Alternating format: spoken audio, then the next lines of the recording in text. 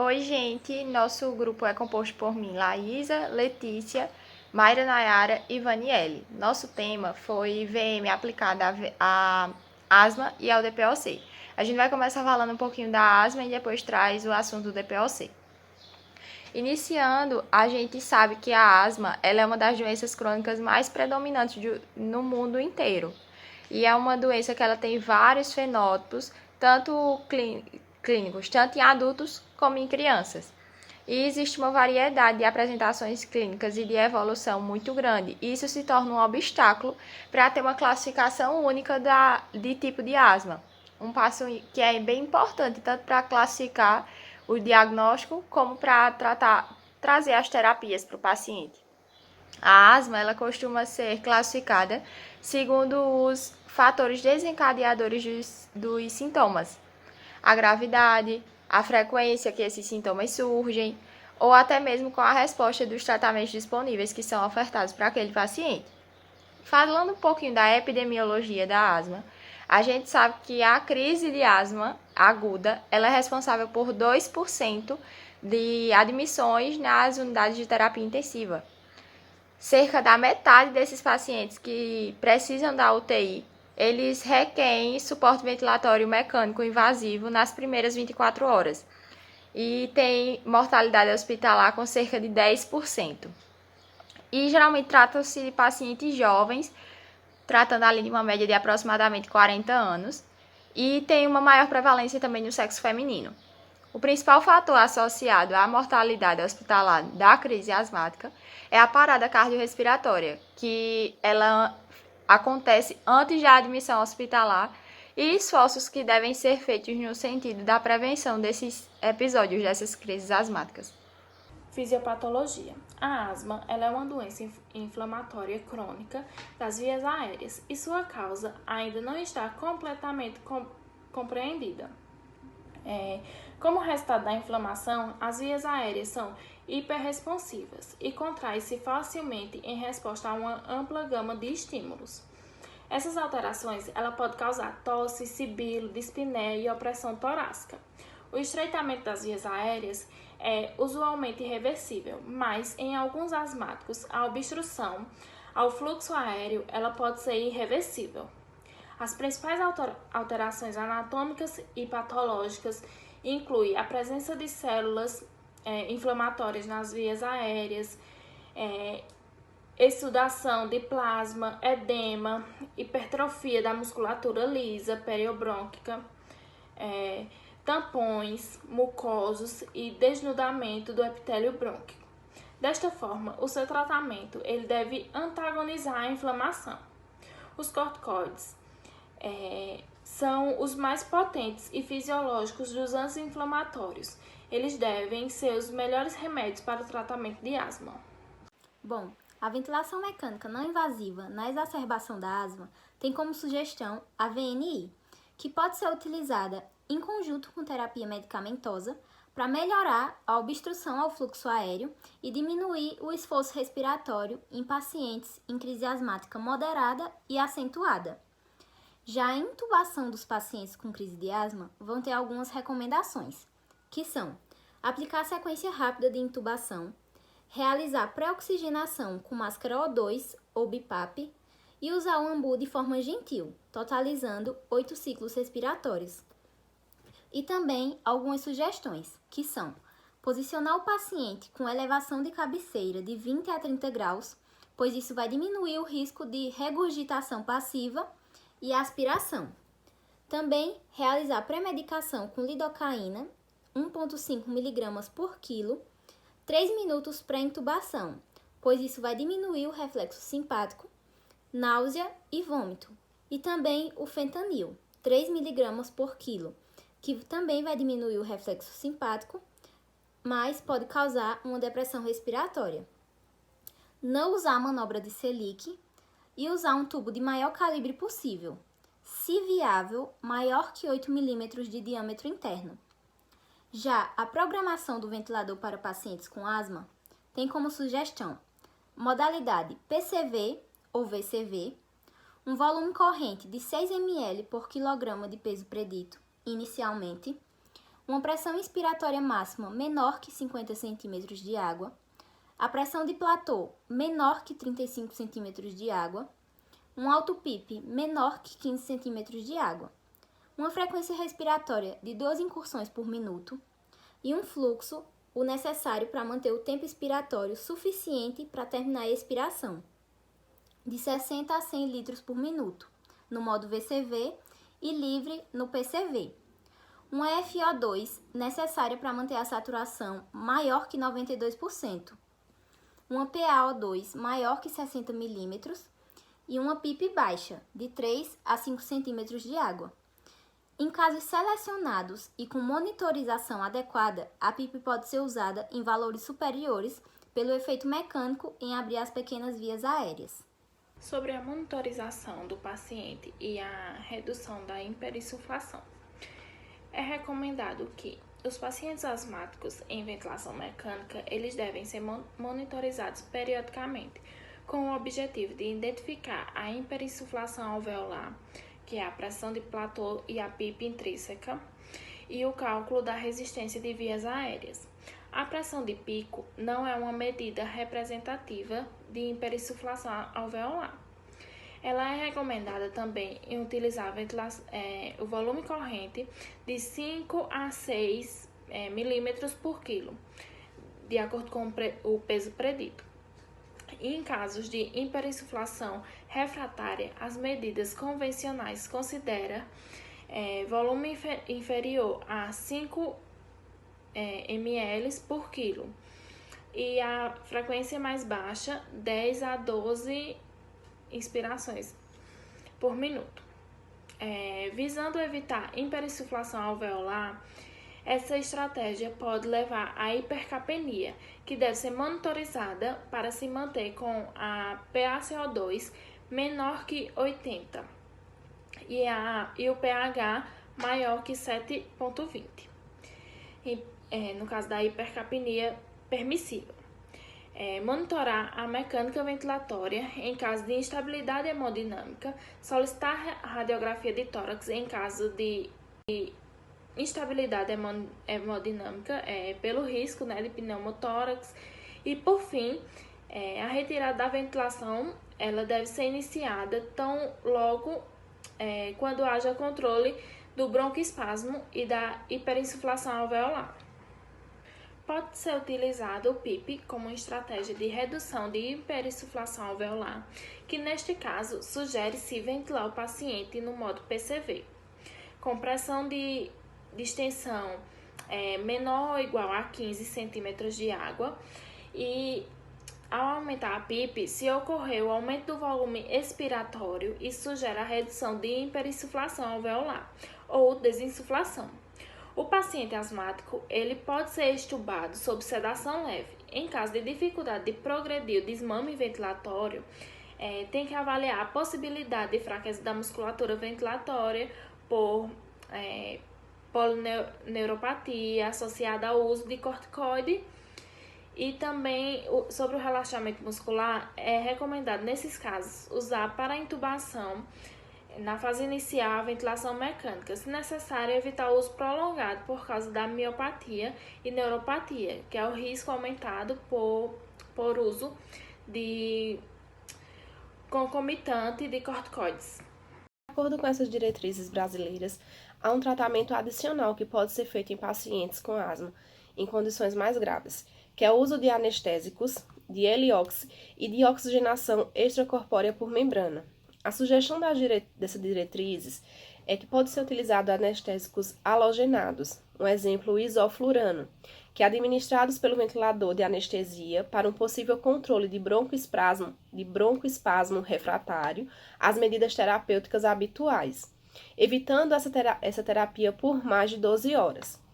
Um cuidado especial também com a monitorização de lesão hepática durante o uso de heliox, que pode diminuir a resistência das vias aéreas e melhorar a chegada do broncodilatador aos pulmões, podendo então ser tentado em casos refratários e nos serviços que disponham desse equipamento apropriado para o uso desse gás.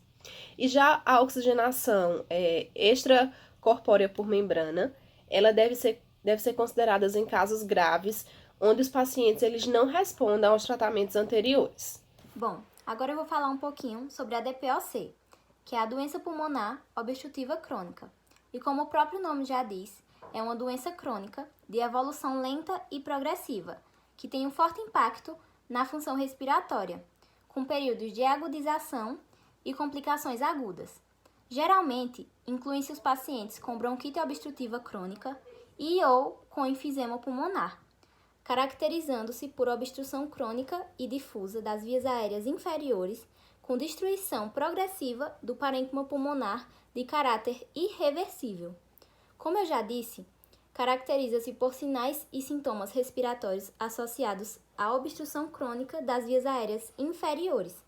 Geralmente, é em decorrência de exposição inalatória prolongada a material particulado ou gases irritantes. É uma doença progressiva que causa a destruição do tecido pulmonar e diminuição do calibre das vias aéreas. O tabagismo é sua principal causa. Os principais sinais e sintomas são tosse, dispneia, sibilância e expectoração crônica. A DPOC está associada a um quadro inflamatório sistêmico, com manifestações como perda de peso e redução da massa muscular nas fases mais avançadas. Na sua epidemiologia, temos que sua prevalência vem aumentando durante as últimas décadas.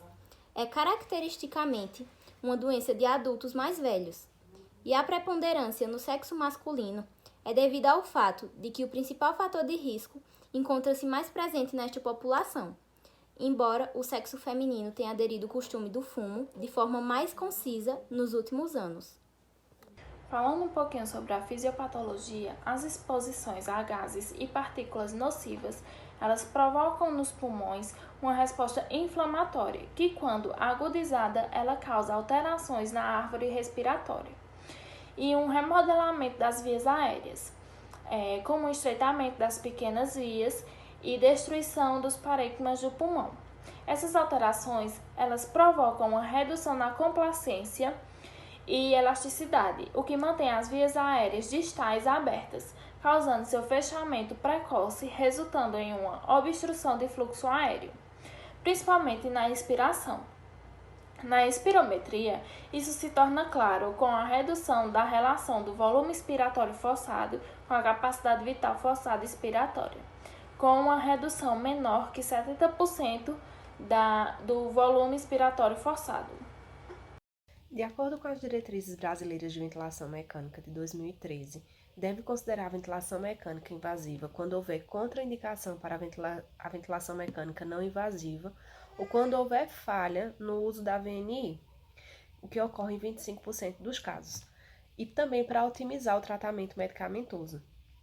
Os principais objetivos da ventilação mecânica para esses pacientes com DPOC são promover o repouso da musculatura respiratória, promover a melhora dos distúrbios agudos das trocas gasosas, uma redução da hiperinsuflação pulmonar e também uma otimização da sincronia ventilador e paciente. Os modos ventilatórios inicial, seguindo as diretrizes brasileiras, a sugestão é utilizar qualquer um dos modos ventilatórios, tanto o volume controlado como o por pressão controlada, nessa abordagem inicial da exacerbação da DPOC, desde que haja uma monitorização adequada e que haja também uma familiaridade da equipe com o modo em que ela vai estar utilizando. Falando agora um pouquinho de alguns parâmetros da ventilação mecânica diretamente para o DPOC, de acordo com as diretrizes brasileiras 2013, então vou falar um pouquinho sobre as sugestões e as recomendações dessas diretrizes para esses pacientes. De acordo com essas diretrizes, a fração inspirada de oxigênio, o FiO2, ela deve ser ajustada com base na gasometria arterial e na oximetria de pulso, de modo a utilizar a menor FiO2 que mantém a saturação entre 92% e 95% e uma PaO2 entre 65% e 80%. Já o volume corrente, é recomendado utilizar volumes correntes baixos, de 6 ml por quilo do peso predito, de acordo com o peso predito. Tanto nos modos PCV como no modo PSV, É indicado também monitorizar os excessos de volume corrente, que podem ocorrer com os valores baixos de pressão. Já se tratando de frequência respiratória, a recomendação dessas diretrizes é que essa frequência respiratória inicial ela esteja entre 8 e 12 percussões por minuto. E já o volume minuto, ele deve ser ajustado para monitorizar o pH arterial e não o PaCO2. Falando um pouquinho do fluxo inspiratório e da relação inspiração e expiração, a relação INSEIS, no modo volume controlado, de acordo com a diretriz, é recomendado utilizar fluxos inspiratórios desacelerados, de 40 a 60 litros por minuto, com ajustes da relação INSEIS em valores inferiores, de 1 para 3, permitindo assim que tenha um tempo expiratório prolongado, que é suficiente para promover a desinsuflação pulmonar e melhorar o aprisionamento aéreo para esses pacientes. A aplicação de PIP na ventilação controlada, de acordo com as diretrizes, a sugestão é aplicar a PIP externa. Para contrabalancear a auto-PIP secundária, a limitação ao fluxo aéreo expiratório como uma tentativa de desinsuflação pulmonar, desde que associados a uma monitorização adequada da mecânica respiratória. E com esse intuito, deve ser utilizada a medida de pressão de platô, no modo volume controlado, no VCV, e o volume expiratório, no modo de pressão controlada, no PCV. Já a aplicação da PIP na ventilação assistida espontânea, no caso de ventiladores com disparo à pressão, os pacientes com alto PIP podem ter dificuldades em iniciar o ciclo assistido, apresentando uma assincronia. Nesses casos, pode-se utilizar o disparo a fluxo ou aplicar a PIP externa no valor de aproximadamente 85% da auto-PIP, para facilitar ao paciente atingir o limiar de disparo do ventilador. Falando um pouquinho da monitorização da ventilação mecânica para esses pacientes com DPOC, deve-se realizar essa monitorização da mecânica respiratória e da hiperinsuflação pulmonar na exacerbação do DPOC. Os principais parâmetros a serem monitorizados são pressão de platô, pressão de pico, auto-PIP, resistência das vias aéreas e as curvas, fluxo e tempo, volume e tempo e pressão e tempo. E em crises de broncoespasmos graves, a pressão de pico de até 45 centímetros de água pode ser tolerada, desde que esteja acompanhada da pressão de platô abaixo de 30 centímetros de água. Eu vou falar agora um pouquinho sobre a retirada da ventilação mecânica nos pacientes com DPOC. A gente sabe que os pacientes que apresentam essa patologia, eles trazem uma dificuldade da adequação certa da interação paciente-ventilador. E por isso sugere-se utilizar um modo que ele traga conforto ao paciente, além de trazer uma monitorização mais prática e fácil, vamos dizer assim. Diante disso, a gente vê que a ventilação com pressão de suporte, que é o modo PSV, ele é um modo versátil bem útil, quando ele é bem ajustado, bem monitorizado, com os parâmetros corretos. Tem que haver apenas um cuidado especial com os valores elevados de pressão de suporte, porque eles podem acabar dificultando a ciclagem e piorando essa interação de paciente-ventilador, porque vai acabar aumentando a auto-PIP. A ventilação proporcional assistida plus, que é o PAV+, e a ventilação assistida com ajuste neural, que é o NAVA, são outros métodos bem promissores, bem interessantes, porém não tem uso rotineiro, não é muito utilizado, porque ainda precisam de evidências, maiores estudos diante desses modos. Outra sugestão para pacientes com DPOC que apresentam maior desaceleração de fluxo inspiratório pode ser o aumento desse tempo inspiratório, no modo PSV e com a sensibilidade expiratória habitual, que é 25%.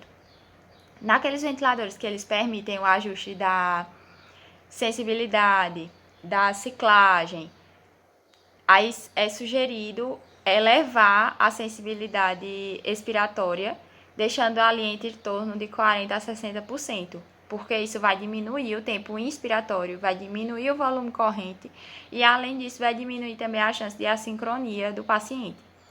Para a redução do tempo inspiratório e, consequentemente, o prolongamento do tempo expiratório, sugere-se que aumente aceleração do fluxo INS para valores mais elevados, que é o rise time. E fazendo isso, porém tendo cuidado para evitar a subida excessiva do fluxo inspiratório, que seria um overshoot, com a monitorização do conforto do paciente.